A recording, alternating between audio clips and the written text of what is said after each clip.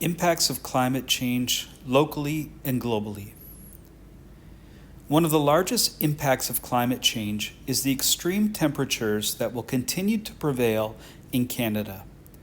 In 2021, when there were several days in the 30 degrees Celsius range across British Columbia, what may not be extreme for Florida is considered extreme in Vancouver, where air conditioning and heat-proof buildings are not the norm. But even extreme by Floridian standards, the highest temperature to ever hit Canada was recorded in Lytton, British Columbia this year at 49.6 degrees Celsius. The immediate consequences of this saw more than 719 sudden and unexpected deaths within the week.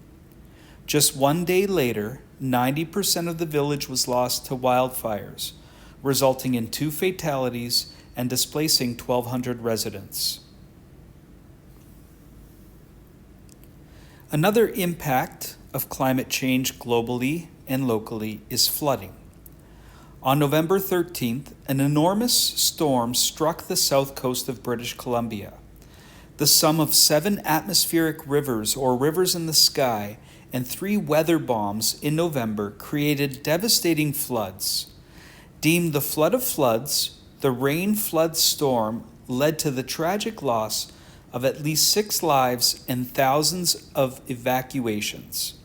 It also resulted in the destruction of critical infrastructure and property damage throughout the region, which are expected to cost billions of dollars to restore. Not only are the effects of climate change affecting wildlife, but they're also affecting humans and the economy because they cost a lot of money to restore. Another impact of climate change is the loss of ice and snow. The Arctic is an incredibly important and very fragile ecosystem, and it's warming at a much faster rate than much of the rest of the world. Scientists are already seeing dramatic reductions in Arctic sea cover, particularly in the summertime. In 2020, the last fully intact ice shelf in Canada collapsed, leading to the loss of over 40% of its area in just 2 days, the size of which is the size of an entire city at 80 kilometers squared. This has several devastating consequences. Loss of ice means rising sea levels, eroding coastlines both in the Arctic and around the globe, and shrinking land areas.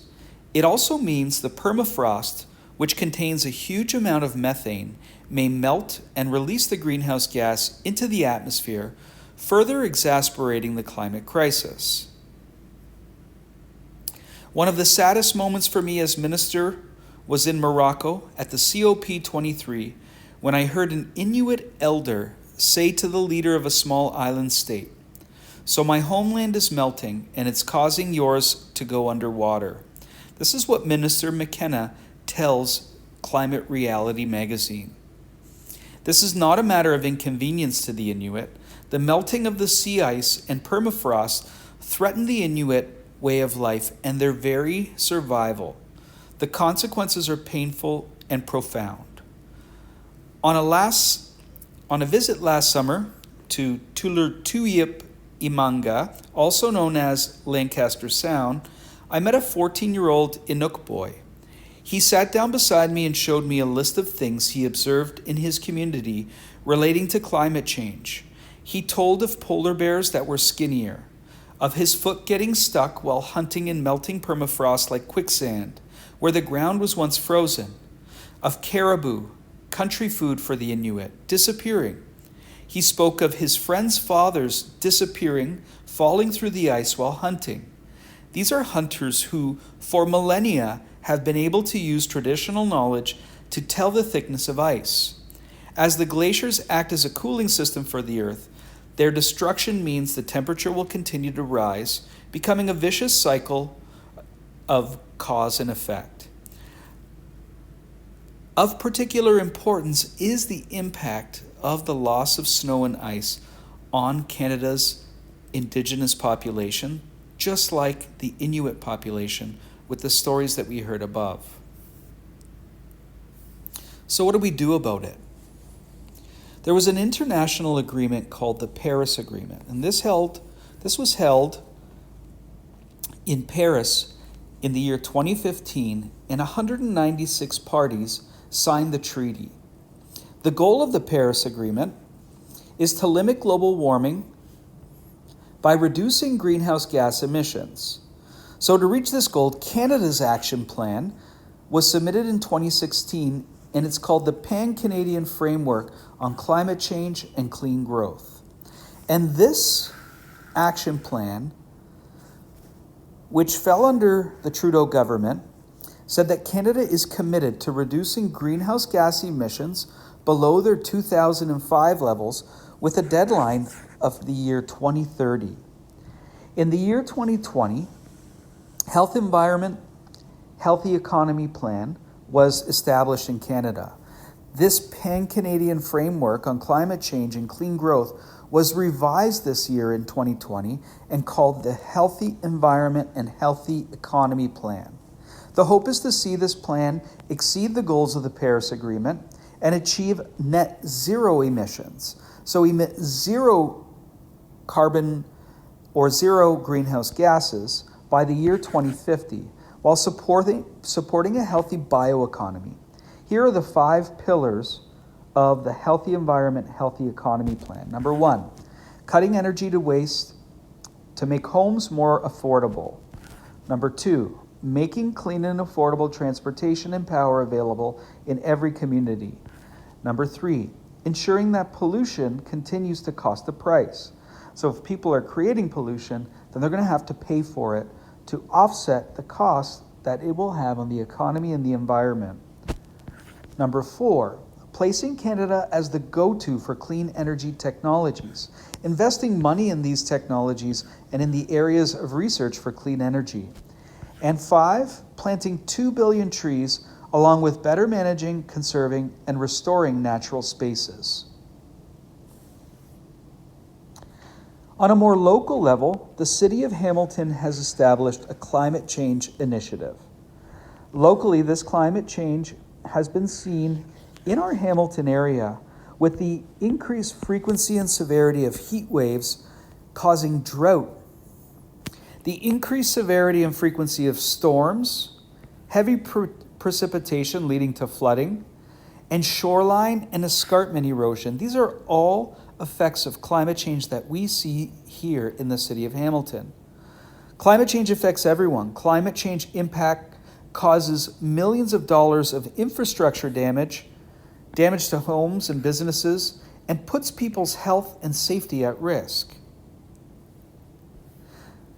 To increase the number of buildings that exist at high performance state-of-the-art and improve efficiency and adapt to changing climate is one of the ways that Hamilton plans on tackling buildings that they approve in the next coming years to make sure that they are high performance, that they are state-of-the-art, and that they improve energy efficiency and therefore attack climate change. So what can they do? Well, they can use renewable materials.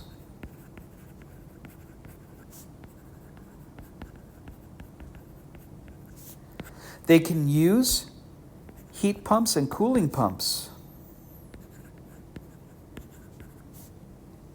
as a more energy efficient way to heat and cool buildings.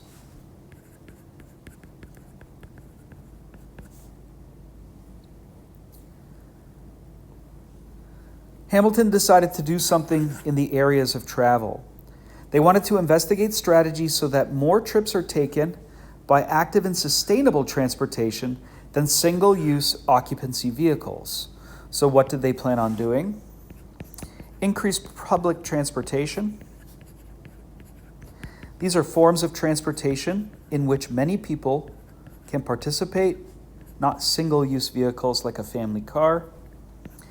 And investment in the LRT, an energy efficient, light rail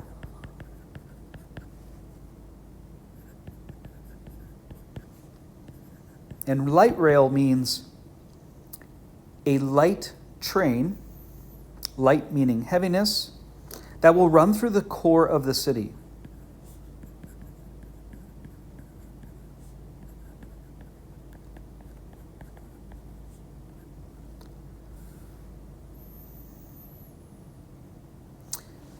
And finally, in the area of transportation, to uptake modes of transportation that are low and zero emissions, such as energy efficient vehicles,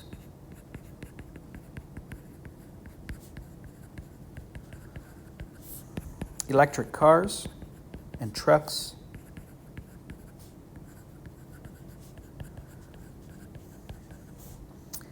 and to increase electric charging stations across the city to accommodate these new vehicles.